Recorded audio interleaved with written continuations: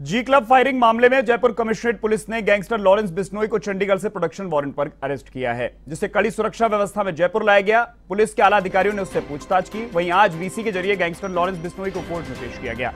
Police ने 10 दिन की रिमांड मांगी है। लॉरेंस के खिलाफ जी क्लब के मालिक के द्वारा रंगदारी मांगने और रंगदारी नहीं देने पर 17 राउंड फायरिंग कराने के मामले के साथ ही और बिजनेसमैन से रंगदारी मांगने के मामलों में भी पूछताछ की जा रही है। और इसी खबर पर अधिक जानकारी के लिए जयपुर से एवं संवाददाता यादवेंद्र शर्मा हमारे साथ लाइव जुड़े हुए। यादवेंद्र, लॉरेंस बिश्नोई को कोर्ट में पेश किया गया है वीसी के जरिए। फिलहाल अब इस मामले में क्या कुछ जानकारी है आपके पास?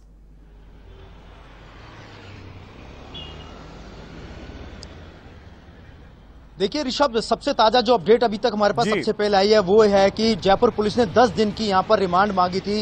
वीडियो कॉन्फ्रेंसिंग के जरिए यहां पर लॉरेंस बिश्नोई को कोर्ट में पेश किया और इस वीडियो कॉन्फ्रेंसिंग के जरिए जो रिमांड मांगी गई थी 10 दिन की मांगी गई थी, लेकिन कोर्ट ने 7 दिन की पीसी रिमांड पर यहां पर लॉरेंस बिश्नोई को पुलिस को जयपुर पुलिस को सौंप दिया है। यानी लॉरेंस बिश्नोई जो है वो 7 दिन तक जयपुर पुलिस की रिमांड पर रहेंगे और जयपुर पुलिस जो है 7 दिन तक लॉरेंस बिश्नोई से पूछताछ करेगी। और सबसे बड़ी बात यह है कि वीडियो कॉन्फ्रेंसिंग के जरिए यहाँ पर ये जो है लॉरेंस बिश्नोई को यहाँ पर कोर्ट में पेश किया गया था सुरक्षा कारणों के लिहाज से, और उसका जो मेडिकल था वो भी यहाँ पर कराया गया। ऐसे में अब जब वीसी के जरिए जब पेशी हुई तो यहाँ पर जो दीपक चौहान है जो कि उसके एडवोकेट हैं, उसकी तरफ से जब जयपुर पुलिस ने 10 दिन का रिमांड मांगा था तो दीपक जो चौहान है उन्होंने दलील पेश की थी कि जो शख्स पहले से ही जेल में बंद है तो उसको इतने दिन की रिमांड पे लेना जायज नहीं है।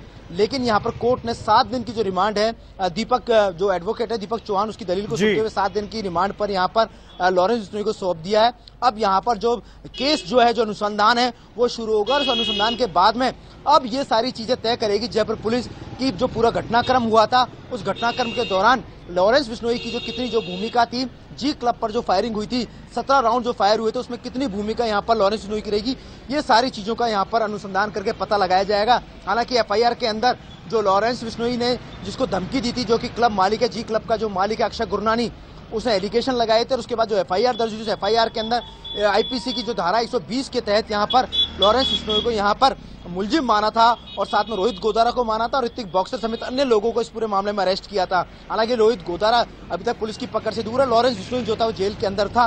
पंजाब से कल जो है जयपुर पुलिस जो है बख्तरबंद गाड़ी के अंदर यहाँ पर कड़ी सुरक्षा व्यवस्था के बीच में उसको जवाहर सर्किल थाने लाई है और तब से लेकर उसकी पूछताछ कर रही है। पूछताछ यहाँ पर जारी है लगातार। 4 सदस्यों की जो टीम जो है पूछताछ के लिए लगाई गई है, जिसमें खुद एडिशनल पुलिस कमिश्नर जो अजय पाल लांबा वो इस पूरे मामले की मॉनिटरिंग कर रहे हैं। इसके अलावा एक एडिशनल डीसीपी है राम सिंह और साथ में चिरंजीव लाल एसीपी जो है डिप्टी जो है वो इस पूरे मामले की यहाँ पर तहकीकात करते हुए पूछताछ कर रहे हैं यहाँ से। इसके अलावा अन्य जो सीनियर जो अधिकारी हैं वो भी यहाँ पर उससे पूछताछ कर रहे हैं। अब जब यहाँ पर अनुसंधान बढ़ेगा तो यहाँ पर जयपुर पुलिस के लिए ये सारे जो कुंडलियां है जो खोलना यहाँ पर शेष रहेगा कि जयपुर के अंदर या राजस्थान के अंदर लॉरेंस ने कितने लोगों को अब तक इस तरह का एक्सटॉर्शन किया है, कितने लोगों को धमकी दी है, जिनसे रंगदारी मांगी है। ये सारे चिट्ठों को जो है अब जयपुर पुलिस खोलेगी 7 दिनों के रिमांड के अंदर, और निश्चित तौर पर होना भी चाहिए क्योंकि लगातार जी क्लब पर जब फायरिंग हुई थी ऋषभ, उस दौरान लगातार ये बात सामने आई थी कि बैक टू बैक लगातार कॉल आना शुरू हुआ था क्लब मालिकों के ऊपर, इसके अलावा रियल एस्टेट के जो व्यापारी हैं उनके ऊपर। तो ऐसे में तमाम कड़ियों को जोड़ा जाएगा और सबसे बड़ी बात है यहाँ उसके लिए कौन काम कर रहा है, ये सब चीजों का भी पता लगाया जाएगा। लेकिन एक बड़ा प्रश्न ये खड़ा होता है, जो लॉरेंस बिश्नोई के वकील ने भी एक बात कही कि लॉरेंस बिश्नोई तो ऑलरेडी जेल में है। महत्वपूर्ण प्रश्न यह है कि लॉरेंस से इसका पता किया जाए कि उसके यहां पर जो गुर्गे हैं वो कहां पर हैं।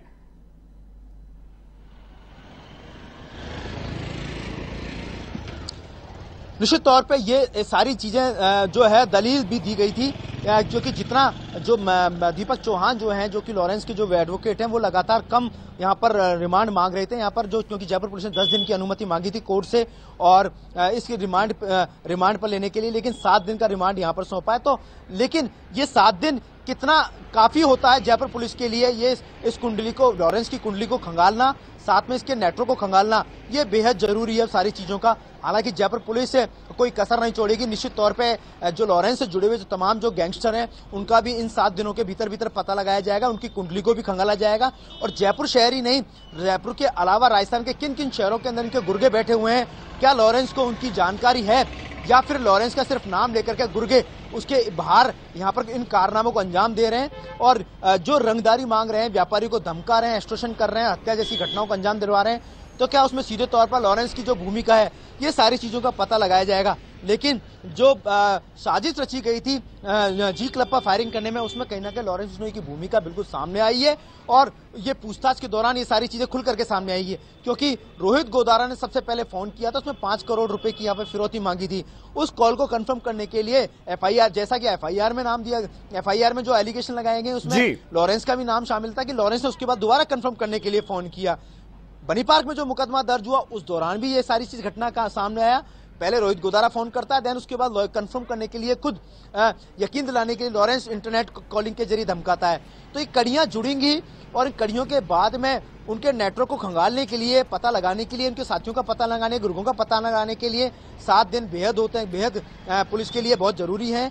इस 7 दिन के दौरान सारी कुंडली को खंगाले, क्योंकि सीएम गहलोत भी इस मामले को लेकर बेहद चिंतित है और इसके अलावा डीजीपी उमेश मिश्रा हैं, वो भी इन गैंगस्टरों से लगातार जो हमले हो रहे हैं गैंगस्टरों द्वारा, उसको लेकर के बेहद चिंतित है। क्योंकि राजस्थान की शांति में किसी भी प्रकार की जो बाधा है, जो शांति को बिगाड़ना नहीं देना चाहते हैं। और चूंकि आगामी समय में चुनाव और ऐसे समय में जब लॉ एंड ऑर्डर बिगड़ेगा या लूट हत्या जैसी घटनाएं होंगी और प्रदेश की शांति में खलल पैदा होगा, तो निश्चित तौर में इसका इफेक्ट आगामी चुनाव पे पड़ना है। ऐसे में कोई कोताही नहीं बरतना चाहते हैं और उन्होंने स्पष्ट तौर पे कहा है कि जितने भी जो लोग हैं जो इस लॉरेंस से जुड़े हुए हैं, उनको खंगालने के लिए, इससे पूरी कुंडली खंगालने के लिए इससे पूरी बेहद कड़ी जांच की जाए। और चूंकि कल ही जो एडीजी हैं दिनेश एमएन, उन्होंने जो है कल ही पदभार ग्रहण किया है और उसके बाद अब जो काम जो बचा है वो लॉरेंस जैसे गैंगस्टरों को खंगालना, उनके बारे में पता लगाना कि कितना नेटवर्क जो है वो यहाँ पर इन्होंने अपना जमाया हुआ है। क्योंकि ऋषभ, एक बात सामने आई थी जब जी क्लब पर फायरिंग हुई थी जी,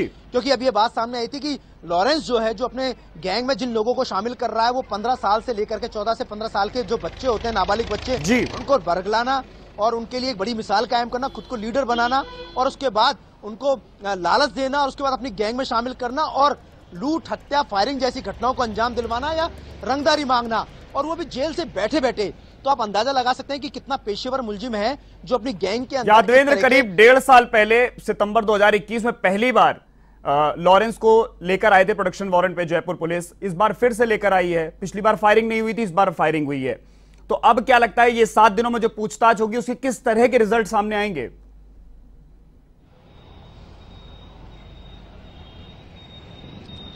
देखिए, रिजल्ट्स बिल्कुल आएंगे निश्चित तौर पे। देखिए, सबसे बड़ा रिजल्ट तो ये है कि पहले ही जयपुर पुलिस ने ये बात तय कर दी है, क्योंकि दूसरी बार ऐसा हुआ है जब आदर्श नगर में जब ये मामला दर्ज हुआ था, जब एक रियल एस्टेट का जो व्यापारी है उससे रंगदारी मांगी थी। उसमें आनंद चांडिले जो हिस्ट्री शीटर था, उसकी भूमिका सामने आई थी। इसके अलावा संपत नेहरा जो कि लॉरेंस का गुर्गा था, उन्होंने जेल के अंदर से इंटरनेट कॉलिंग करते हुए रियल एस्टेट व्यापारी को धमकाया था। उसके बाद लॉरेंस बिश्नोई को लेके अभी आए थे और उसको कड़ी सुरक्षा व्यवस्था के बीच में गांधीनगर थाने में रखा गया था, क्योंकि बेहद सुगम और सुरक्षित माना जाता है गांधीनगर थाना वहां पर, इसलिए उसको वहां पर रखा गया था। और उसके बाद दोबारा जब ये लगातार उसके बाद कुछ मामले थम गए थे और ये लॉरेंस के जो टेरर था जो थोड़ा कम हुआ था, लेकिन फिर से लगातार ये टेरर बना और टेरर पैदा किया गया व्यापारियों के अंदर। उसके बाद जी क्लब में जो फायरिंग हुई, 17 राउंड फायरिंग, आप अंदाजा लगा सकते हैं कि वो फायरिंग ने पूरे राजस्थान के अंदर दहशत फैला दी थी, पूरे जयपुर शहर के अंदर दहशत फैला दी थी, व्यापारी के अंदर दहशत फैल गई थी। तो उसका रिजल्ट साबित करने के लिए यहाँ पर जो है कमिश्नर आनंद श्रीवास्तव के नेतृत्व में यहाँ पर जो पुलिस, जयपुर पुलिस है, लॉरेंस को लेके आई और ये मैसेज दिया है कि कोई भी अपराधी चाहे कितना भी बड़ा क्यों नहीं हो, हम उस पर कार्रवाई करेंगे।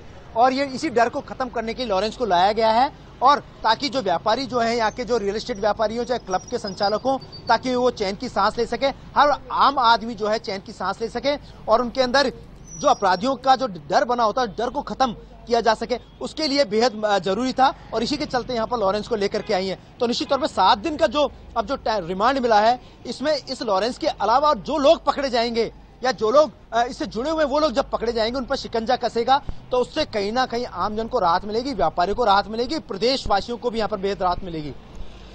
बहुत बहुत शुक्रिया यादवेंद्र इस पूरी जानकारी के लिए। तो ये थे A1 संवाददाता यादवेंद्र शर्मा जो इस खबर पर जानकारी दे रहे थे। तो लॉरेंस बिश्नोई को जयपुर लाया गया है। बीती शाम करीब 7:30 बजे जयपुर पहुंचा था और उसके बाद अब पूछताछ का दौर जारी है। और यह अपडेट सामने आई कि 10 दिन का रिमांड पुलिस ने मांगा था, लेकिन कोर्ट ने 7 दिन के रिमांड पर पुलिस को सौंपा है।